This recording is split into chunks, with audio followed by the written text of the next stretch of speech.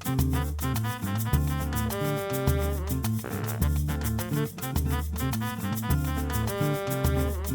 afternoon, ladies and gentlemen. My name is Jinmi Ajayi, and you're on to the Agribusiness Chat with Jinmi Ajayi. And today we have Mr. Labi Osinowo, the managing partner of Kartlos Farms. So, Mr. Labi, please introduce yourself and briefly tell us your Kartlos Farms story.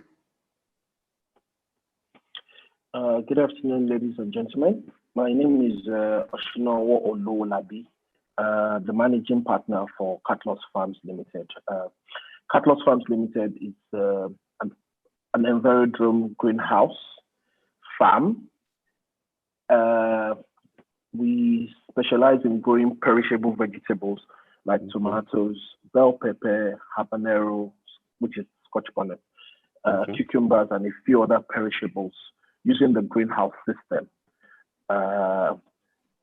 This allows us go year round. So the Kartlos story, is a story born out of passion, born out of necessity, and born out of the need to fill a gap. A while back at the beginning of this war, this Boko Haram war in the north and everything, I realized, I sat here and I was asking myself, we don't know how this thing is going to play out. It's going to pan out. We don't know what the plans are. What if tomorrow we can't get food from the north? How would people in the south feed ourselves? And then this belief, this myth about we can't grow tomatoes in the south because our lands are not fertile or good enough for it was something I'm wondering. In the age of innovation, in the age of technology, there has to be a way around it. Exactly. And this led me on a quest to find out how can we grow perishables, vegetables with what we have. It's not enough to say our land are not fertile and that's it. And that's how the Kartlos story started. So we looked at different options, and as much as there are different greenhouses everywhere, there are some that are for tropics and there are some that are temperate. So which actually just spent a few years researching, and then we sort of like partnered with the Forest and Horticultural Research Institute in Ghana. Ghana is kind of close to us in terms of tropics and climate and everything. And by the time we did some successful run with them, and we saw that it was a sustainable system and it was quite adaptable to our climate here, we decided to deploy, and that's how the Kartlos story started. Basically. Okay, interesting. Nice one. Congratulations on that. So you found vegetables. Very much. Yeah, you're welcome. You found vegetables, right, which are more or less like perishables. The shelf life is limited. So how did Kartlos cope during the COVID-19 national lockdown? Well, basically, we have one of the advantages we have in Kartlos is the fact that we actually spent time doing research to find out what works for us. So I can tell you for free that during the lockdown, we were not really affected. One, our shelf life are quite long compared to most people. If we observe good agronomical practice, which is something we try to emphasize as much as possible, and then everything is handled properly, following instruction. The shelf life of the tomatoes are usually for like a month. Do you understand? Yeah. And then if you're able to put them in a refrigerated truck or in your fridge at certain temperature, and there's constant electricity on it, you can even extend it further. So yes, we had a bit of hiccups moving goods, and that's because of the restriction. And then you get to certain checkpoints, they tell you they don't recognize the permit you have that allows you to move some of your products. But beyond that, in terms of the quality, because everything starts from the seed. We've tried different methods, and we were able to find out the one that works for us, and gives us the best result and gives us a longer shelf life, and that's the one we use right now. Okay. So, I mean, with all that in place, you get a good seed from the beginning, you employ good agronomical practice, you're lucky you're doing an irrigation system, so it allows you water all year round. Exactly. It's not like you have to depend on rain-fed. And, with all that, the only challenge we have were just the human factor. I mean, you get to checkpoints, I mean, they don't recognize, they don't know that you're carrying perishables. They're almost trying to frustrate and delay you out of, getting something out of it.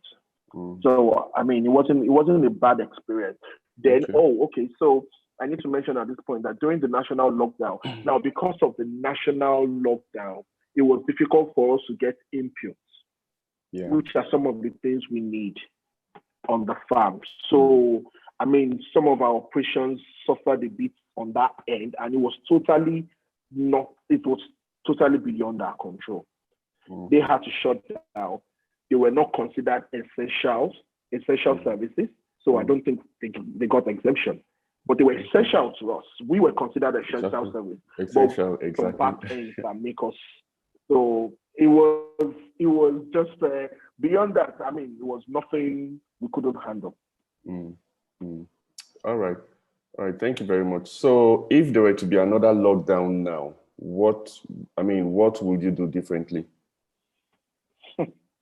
I hope we get enough notice so that at least as much as possible, we can stock up on what we think would be very important to us, number one. Okay.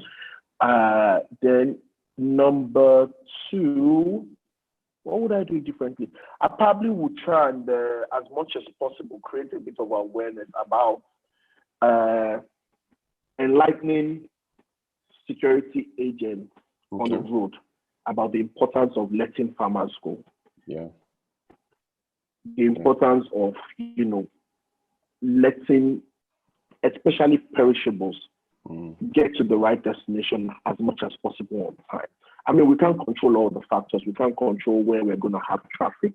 We can't even control if the car itself or the truck or anything moving this produce is not going to break down. But as much as possible, let us reduce the delay. Because the longer we delay, the more it affects the handling and the whole processing. So, I mean, what would we do differently? We just try and be more efficient and, try and see how we can make the best of the worst situation. Some of these things are usually not in our control. But we would hope that if there has to be a national lockdown again, the government will put adequate measures in place to help some of these sectors. Yeah. All right. All right, Mr. Labi, thank you very much. So what food safety measures do you have in place on your farm? And by that, I mean some of your inputs. Do you gauge, how do you gauge the accuracy of, let's say, fertilizers, herbicides, and all? Because at the end of the day, you are producing what people eat. So how do you ensure that some of your products are not overloaded with some of these pesticides and fertilizers? So as much as possible, we try to use organic fertilizers. But you see, even the fertilizers themselves, they come with instruction. The challenge we have, and the challenge most farmers do have, is we don't follow instruction. And then we don't pay attention to these things. Let me give you an example. If a seed breeder, tells you, put this thing in the soil, right? And it has to stay there for a month. You now think, somebody said, or I feel, that 1 month is too long. Let me shorten it. You have deviated from the original manuscript. I'm just giving you an example. Now you put something in the ground, and they are told, put water, put certain things at certain intervals. Now, once they start coming out and they are not giving you the results you want, you have two options. That's why I said it's innovative farming. There are farming communities is out there that are willing to help. Probably take a picture, upload it. There are apps now that tells you, oh, these are the deficiency. Even the plants, the leaves, they have a way of communicating. Once you start seeing certain signs and you're not getting what you're supposed to get, the plant is already telling you something is deficient in it. So just try and find out what is it that you're missing.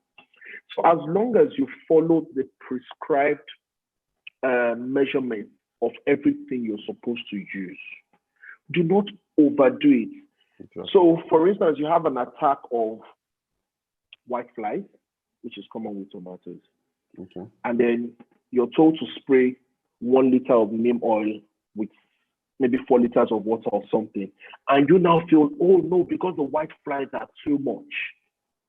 You're exceeding, it will not die overnight. It's a gradual thing. So let me best summarize this. My experience and our experience has been that of time and patience. You cannot rush something that is supposed to grow.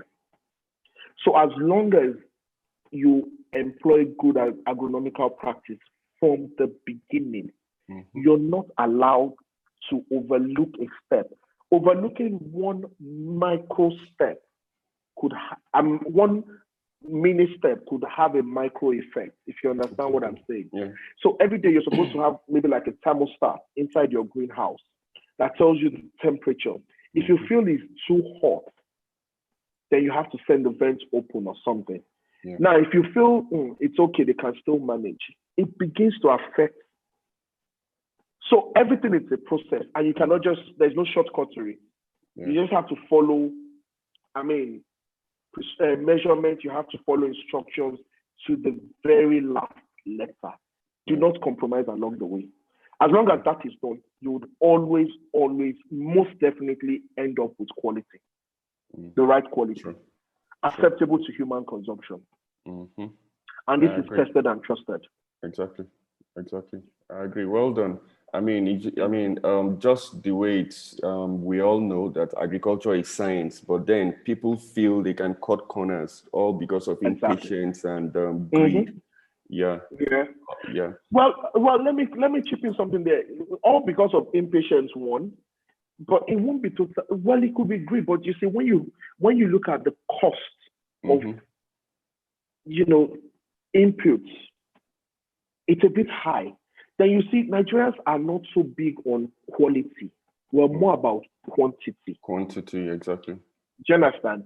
So a lot of farmers know, if I go through this whole stress, I might not be so lucky to get the good value that I derive from it.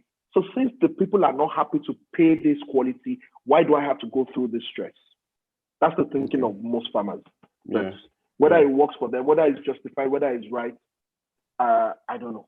The jury is still out on it. The reason I mentioned greed was, is because I've done livestock, I've done piggery, and in the course of doing piggery, my eyes were open to a lot of shortcomings in the industry. You get the sort of feed some people give to their hogs, and you'll be like, oh, okay, all they care about is just grow as quickly as possible, get fat as quickly as possible, no consideration for the consumers.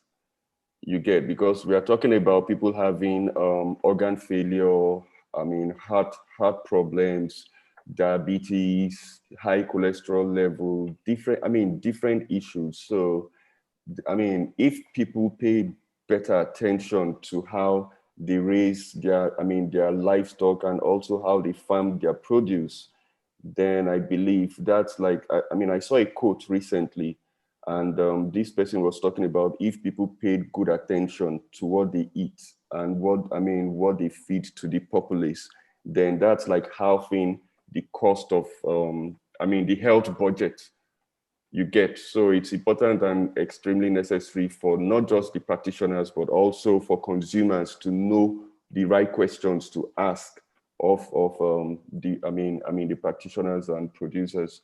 Okay, so to the next. Absolutely. In addition to that, now, for us now, even when we want to do open field farming, we try not to use chicken waste. Exactly. We try not to use it as manure because so many people don't know that. Fed. Exactly. So, and once you use that, it affects the quality of what you're going to get out. True. So we try to just limit it to only rabbit urine as much as possible. Or if you're lucky, you can find horse waste in commercial quantity, then that's equally good. But chicken, which is readily available, I mean, a lot of things are fed into it. So, I mean, that's just to collaborate what you just said. Yeah. I think it also tells us that there is a gap in that sector because a lot of these farmers are not literate enough to understand the effect of some of their actions and inactions. True. If they understand the long-term effects of what they're doing, that it's all part of an ecosystem. We are all part of this ecosystem. So your carelessness or your action or inaction has a way of affecting others in the ecosystem. Yeah, true. Thank you very much, Mr. Labi. So how do you handle or mitigate against post-harvest losses? So post-harvest losses is one of the greatest challenge in agribusiness. In fact, statistics have it that 40-45% of produce are wasted due to post-harvest loss. You see, again, it comes back to one thing. There are ways to handle everything. Let me make an example of tomatoes now. When we harvest tomatoes, you don't harvest on the same day. You put it in a basket and you send it off. No. You could, but it's not the proper thing to do. Harvest, put them in a room that's properly like you air them out, right? Then you now package. Now, when you package at certain temperature. Okay. You don't want to, if you know you do not have a cold room facility that can keep it frozen at a certain temperature from farm to the delivery point, don't start. So don't put it in a cold room to now put it in a hot van for delivery. It starts to cause injury, if you understand what I'm saying. Yeah. So, and if you know you don't have a cold room facility, just make sure spread out. There's enough air around it. There's enough aeration. You know, I'm just giving examples, different ones for different plants. So we sort of like go the extra mile of ensuring that we follow prescribed guidelines to handle vegetables. For instance, you shouldn't put tomatoes in baskets. All the raffia basket, like the basket they use in Mount 12. It's wrong. It's not hygienic. It's not right. It affects the skin of the tomatoes. I'm just saying. Yeah. But you put them in baskets, that, you know, the perforated basket that allows aeration, which also still helps in the post-harvest. How you even handle, how you cut the tomatoes when you're harvesting is a skill on its own. And that's actually part of your post-harvest practice that either elongates or affects the shelf life. So everything is all down to good agronomical practice. Yeah. So you don't want to go through the stress of planting and getting good quality. You now want to be careless on your post-harvest. Then as much as possible, we have a solar-powered cold room on the farm, on the facility. And then, you know, for some of our clients and customers that come to pick, they come with reefer trucks or reefer hillocks, containers to move them. So that way it's coming out from a cold room onto a cold room and it's delivered as fresh as possible. Okay, that's good. Yeah. Okay. So since inception, I was almost going to ask for your address or location, but considering the security situation in the country, I thought, I mean, if you're not comfortable mentioning your address, then please don't. So no, I mean, okay. Go ahead. It's not a problem. We operate out of the Kartlos Farms settlement in Ibadan. Okay. Okay. And that's in Ido local government, Ologweru Road. It's about 20 minutes from the LA junction. Okay. You know, there's no full, like maybe 37 something address. It's just Kartlos Farms Settlement. I mean, Kartlos Farms, Akufo Farm Settlement. It's quite popular. When you get to the farming community, we all know each other. So they will easily point you to where we are. All right. All right. Yeah. Okay. Thank you very much for that. So, I mean, what has been the greatest or most significant setback since setting up Kartlos Farms? Infrastructure. Okay, that's external of Kartlos Farms. No. You asked the question. Okay, so let me rephrase the question. No, never mind. Go ahead, please. Go ahead. No. Because you asked for the greatest challenge. The greatest, exactly. No problem. Just go ahead. So let's start with infrastructure. Okay. You call something a farm settlement, and there are no infrastructures. We had to build most of our infrastructures ourselves. Now you can imagine funds that are meant to go into operation of the farm being, you know, you first have to build infrastructure. You know, all these things, they add to your cost. Exactly. Running cost. And sadly, it's not everything you can immediately pass on to the buyer. Sure. So number one, at the beginning, there were no infrastructures. Two, a disconnect between government policy and those that are supposed to implement or enforce it. We had a bit of challenge. Now I'm talking of, I don't want to believe it's still the same, but as at when we started, we had issues getting this waiver to bring in the greenhouses themselves. It was a major issue, and I really don't want to go into all the nitty-gritty because it's a full topic on its own. But the government was saying, yes, you're entitled to waiver. The process of getting the waiver and those that are supposed to implement were two different things, and it was a major war. Three, the market itself, the orientation of the market, the taste, the market, you know, somehow the market dictates the taste.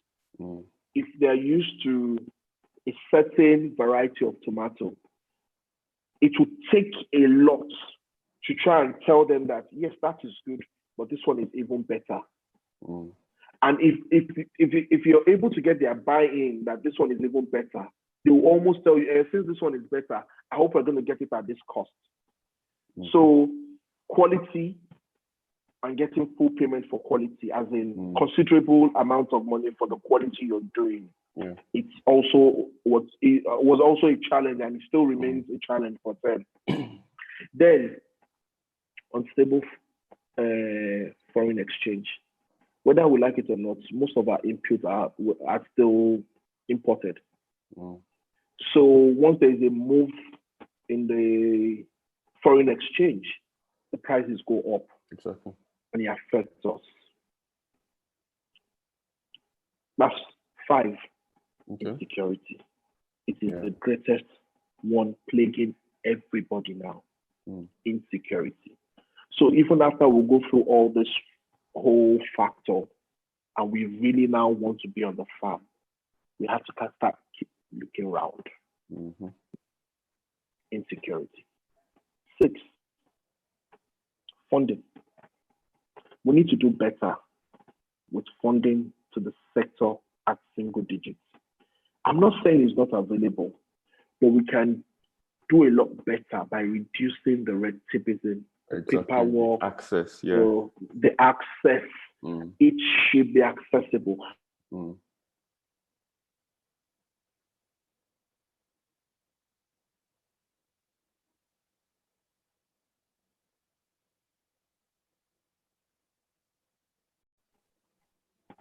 All right, Mr. Labi, thank you very much. So are there opportunities in what you do for the average Nigerian youth?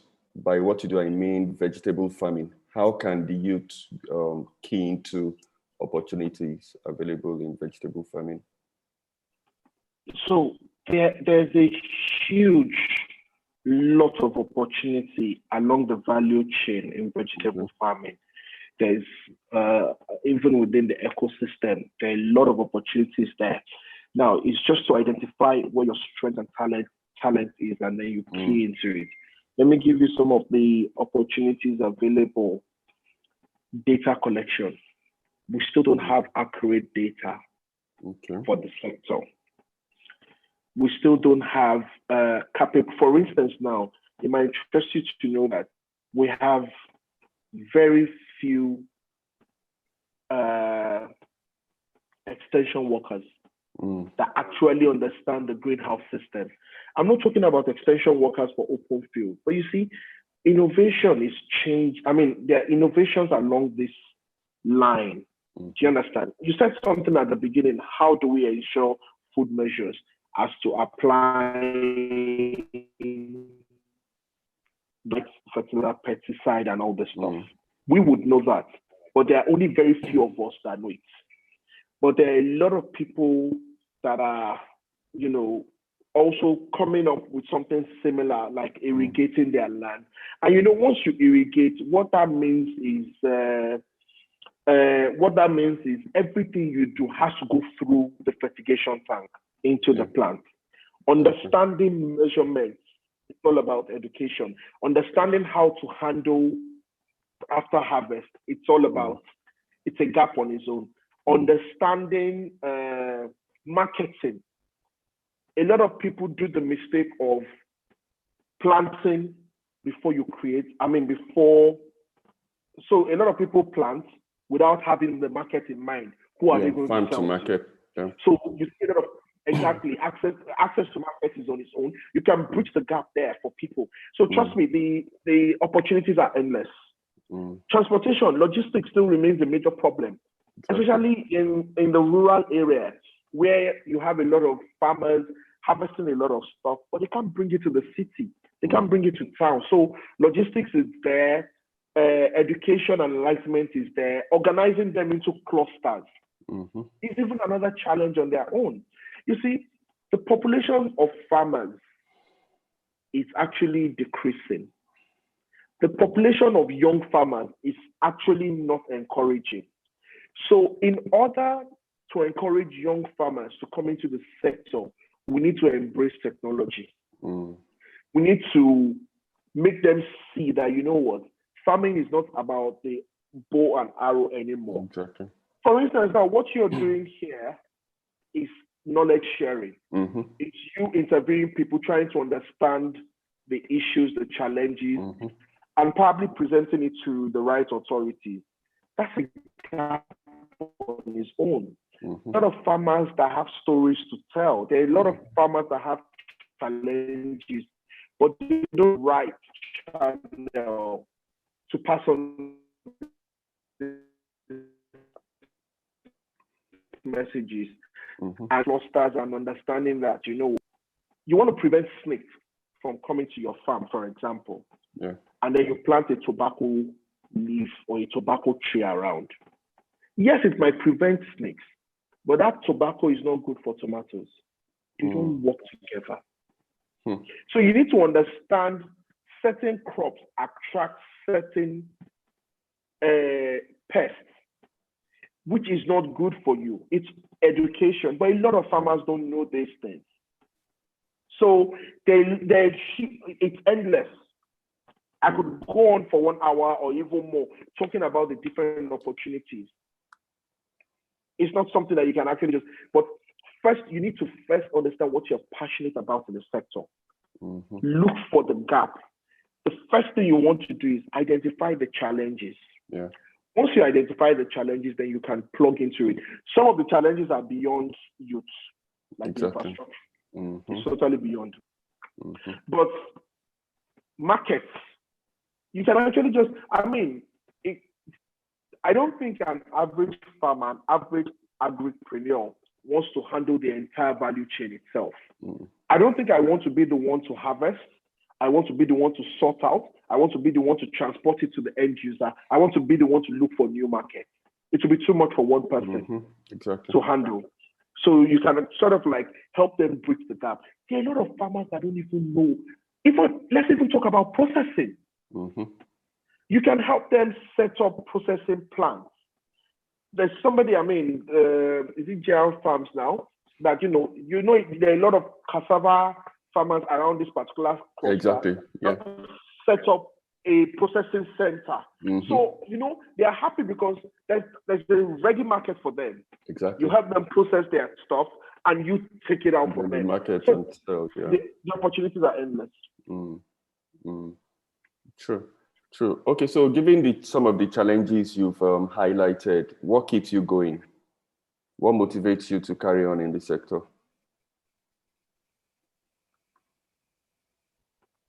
Everybody must eat, whether we like it or not.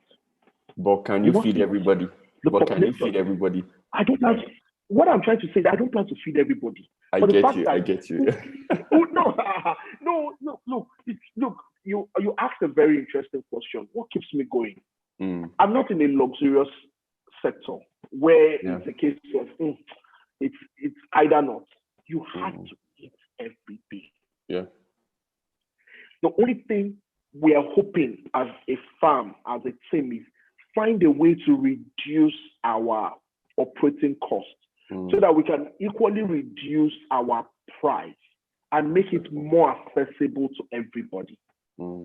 If we have support in terms of infrastructure, in terms of inputs, in terms of maybe funding at single digits, whatever support, as much support as we can get, we would be able to actually reduce our operating costs. Yeah. And that, it's the operating cost that determines the selling price. As much as the market also has a way of determining it, because when there's a glut, you won't have anybody to sell to. Exactly. So it's a 50-50. Yeah. But most importantly, it's a population thing. It's a game of numbers. So if you're able to increase your outputs, you can make your margins on a larger scale. Yeah. If you understand what I'm saying. So what has kept me going is the fact that what I do is something that is needed every day. Every Nigerian home, an average Nigerian home needs pepper. We're a stew-based society. So there would always be need to buy what I sell or what we farm, if that makes sense. Thank you very much. Plus, I don't have any other place to call home. Exactly. We don't have to make it work here. Exactly. Nobody's coming to do it. And then now ask yourself $1 million question. Why are the foreigners, despite the challenges, not leaving? They keep coming, exactly. And they keep coming and they're making it, exactly. So they're buying farmlands, building industry, something they are doing or they find here. Yeah. So trust me. Then there's this quote that my mentor and my partner would always say. He would say, "Is the best time to make money is in the midst of chaos." So in that chaos, just find out where's the gap, what's the problem. If you see a problem and you can identify how to address or solve that problem, you would make money out of it. Sure. So that's it for us. Yeah, sure. Okay, so Mr. Labi, you farm your vegetables in a controlled environment, and we all know that, such processes don't come cheap, right?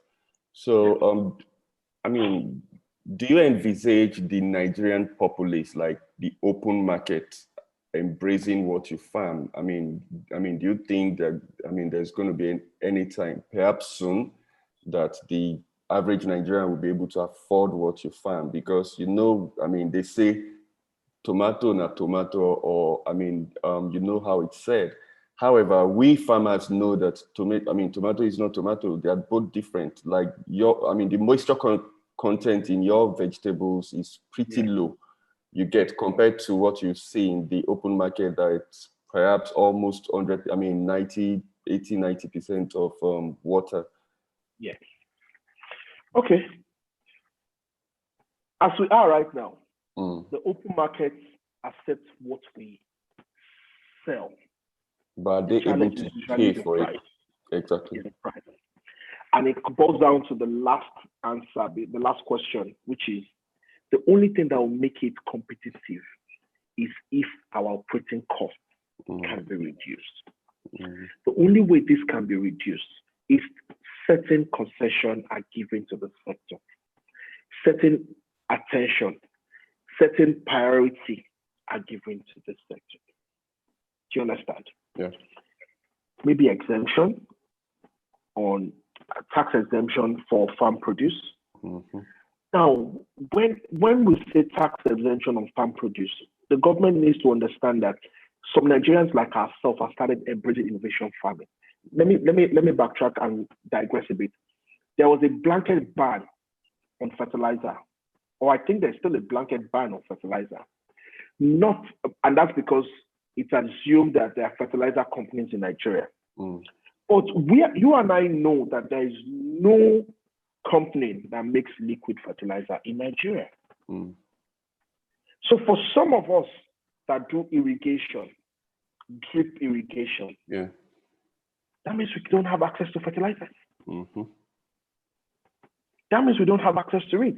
So it makes the price of fertilizer, because it's probably, they still find a way to bring it in. Don't ask me how they do it or where they do it. I'm not going to ask. Don't worry. Exactly. Never mind. But the little available are quite high. Now, do we have options?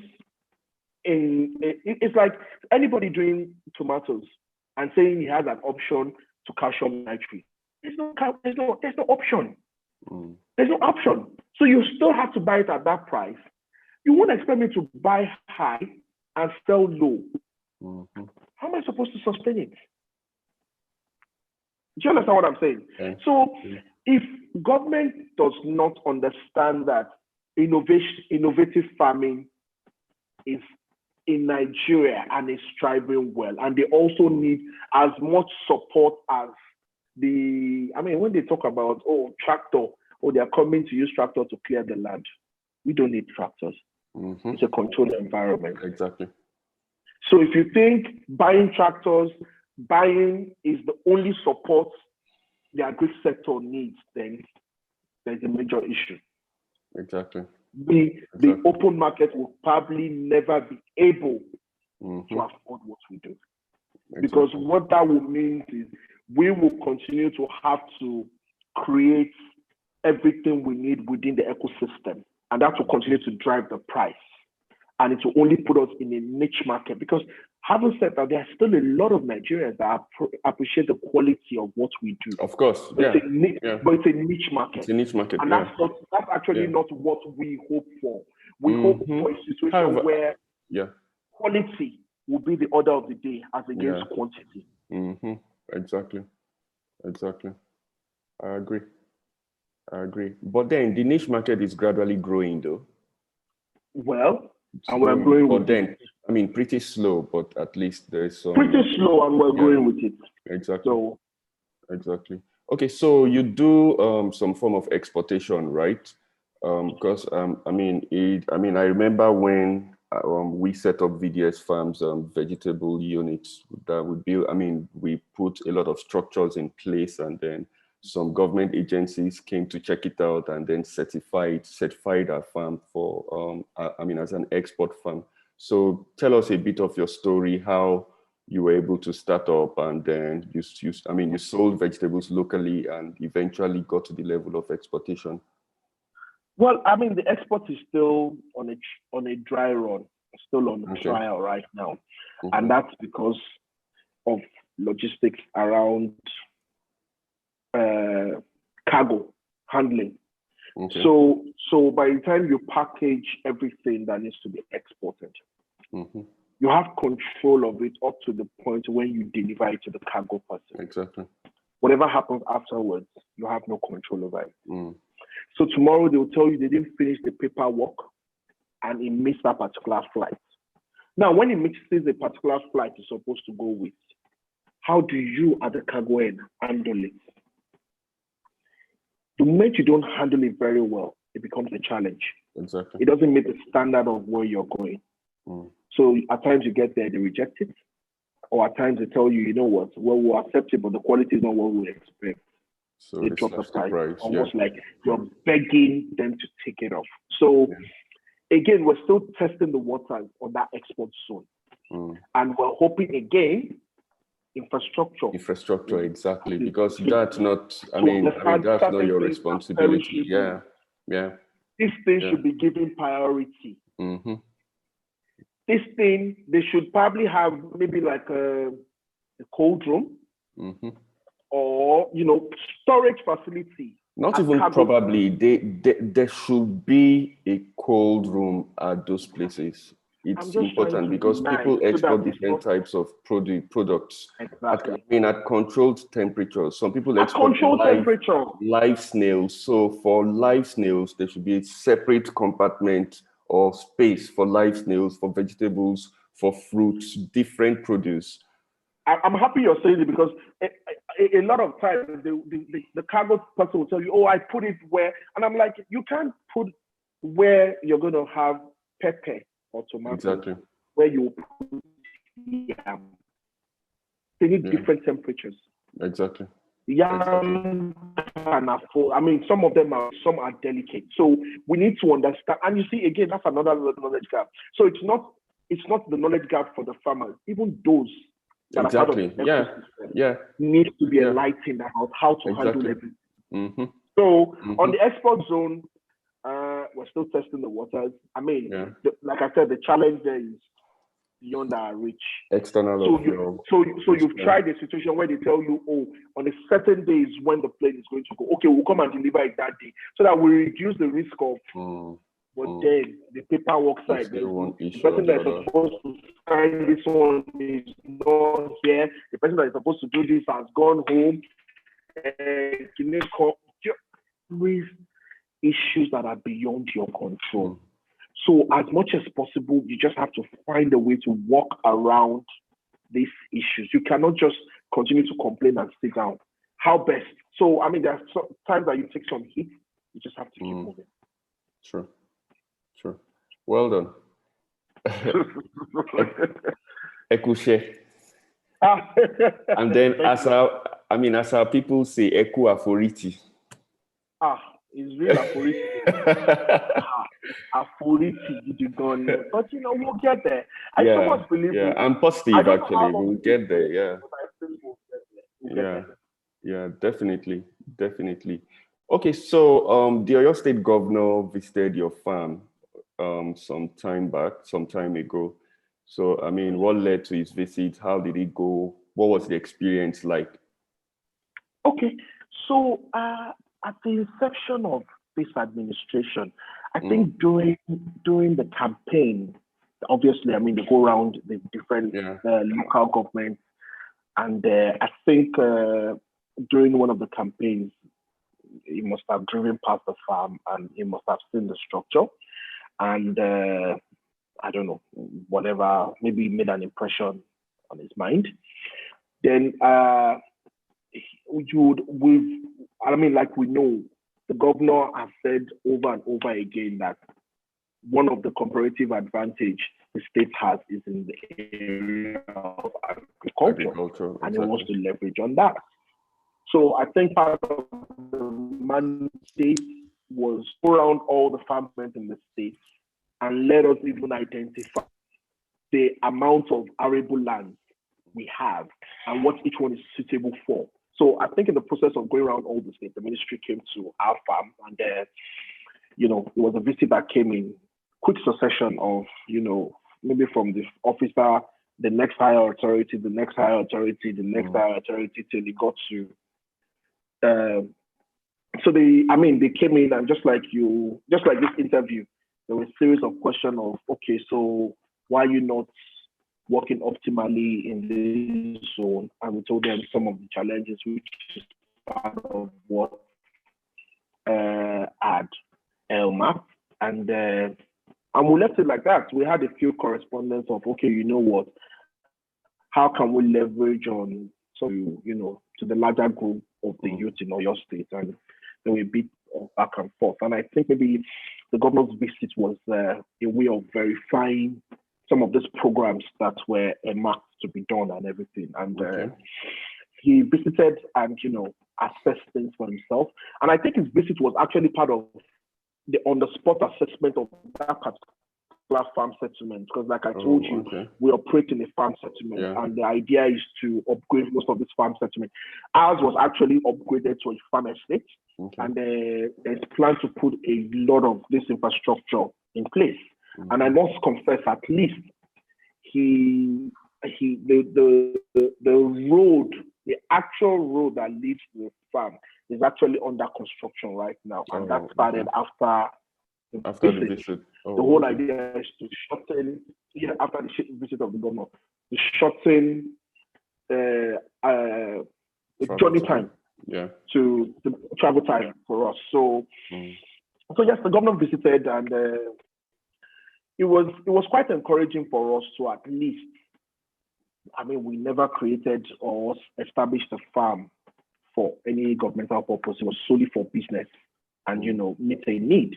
So if you now have a state showing interest in what you're doing, it gives you a bit of encouragement that, okay, at least somebody appreciates that this thing is there. And, they now go one step by asking you, okay, how can we help you to better optimize and increase your productivity? And we tell them, and we now expect that they would honor their words, which so far, in some ways, they've started, and we hope it will continue like that. Again, I'm sure part of what is delaying the full actualization of the promises made will probably be down to bureaucracy.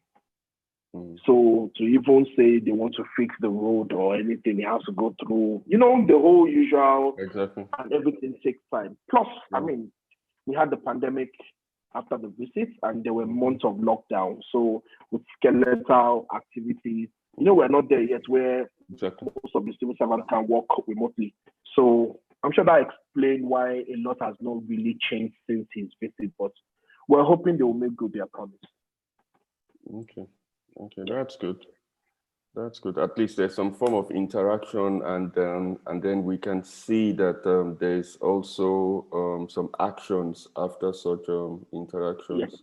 Yeah. As much as we, the private sector, might think the actions are kind of slow, but I mean, we understand that is the way government institutions are set up. They have to go through different, and usually it's like they have to physically carry files to move around, as against you and I. If we need to speak now, we send emails to each other, get approvals we need to get, and we move on. But it's the way they only any state. Okay. All right. Thank you very much, Mr. Labi. So do you have any parting words, any last, any message for our viewers? Because we've come to the end of the chat. Well, what can I say? There are a lot I want to say, but I mean, I think I'll just leave people with this word that the agri sector is still very much virgin. And I'll tell people, don't wait for the perfect time. There's never a perfect time. Just try and get in there slowly and just do what you need to do. If we're going to wait till when everything in quotes is all in place and everything, people will never get anything done. The challenges are there. The challenges are real. For anyone that wants to come into the sector, one most important thing is seek knowledge. Seek enough knowledge of it. Forget what you read on the internet. It's good to do business plan, but be flexible, be adaptable. Be ready to unlearn, relearn, and then continue learning. Adapt everything you have learned and continue learning. You must be ready to do that. Without that, then I don't think the sector is for you. Thank you. Yeah, thank you very much, Mr. Labi. And we appreciate your time. Thank you very much, Mr. Jinmi Ajayi. Yeah, thank you very much. And most definitely would want to have you back where we probably can see pictures or short videos by you sharing your screen. And then, pictures and short videos of your farm, some of the activities, going on your farm. Okay. Yeah. Yeah. Okay. All right. We Thank can always you. arrange that. All right. Hopefully, we'll be in a better place then. Most All right, definitely. Yeah, most definitely. All right. Thank you very much. Thank you very much for your time. Yeah.